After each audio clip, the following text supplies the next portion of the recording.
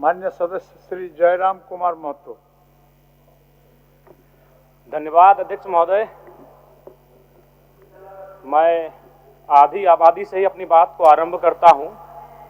21वीं सदी का समय नारी सशक्तिकरण का समय है, लेकिन हमें याद रखना चाहिए कि जो समाज की जो आधार है वह कहीं ना कहीं पुरुषवादी विचारधारा के माध्यम से इस समाज के आधार को रखा गया है।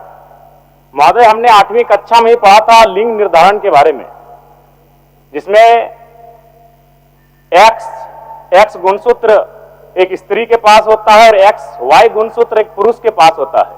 और जब एक पुरुष का X गुणसूत्र स्त्री के X गुणसूत्र से मेल खाता है तो एक बेटी का जन्म होता है, और जब पुरुष का Y गुणसूत्र एक स्त्री के X गुणसूत्र से मेल करता है तो एक बेटा का जन्म होता है।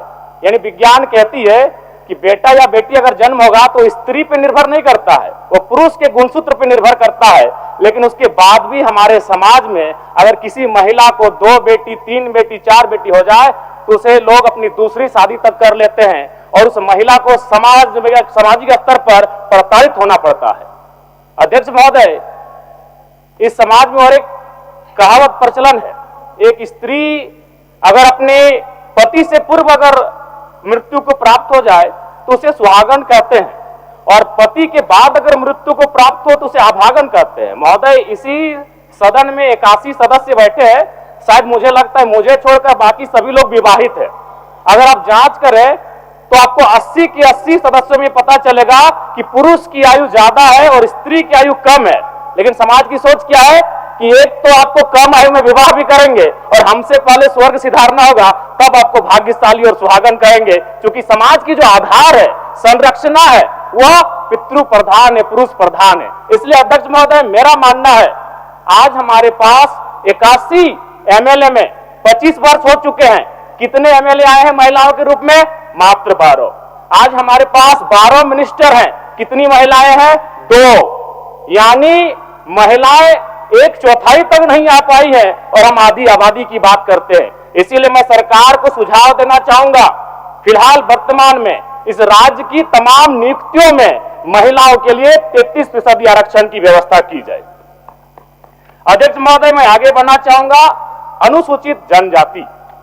हमने इतिहास में पढ़ा है कि कई सभ्यताएं, महान सभ्यताएं, विशाल सभ्यताएं आक्रमण से ध्वस्त हो गईं, और आज झारखंड की स्थिति ऐसी है, आदिवासी सभ्यताएं अतिक्रमण से ध्वस्त हो रही हैं। उसका जीता जागता उदाहरण है सोनू मुंडा की हत्या।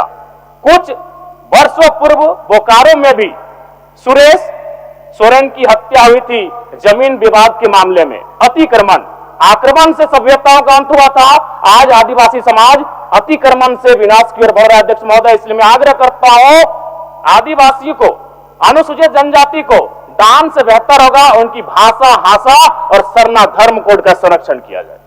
अध्यक्ष महोदय, ओबीसी महोदय, ओबीसी इस राज्य की सबसे बड़ी आबादी है, लेकिन दुर्भाग्य की बात है उस आबादी को 14% आरक्षण इस राज्य में दिया जाता है।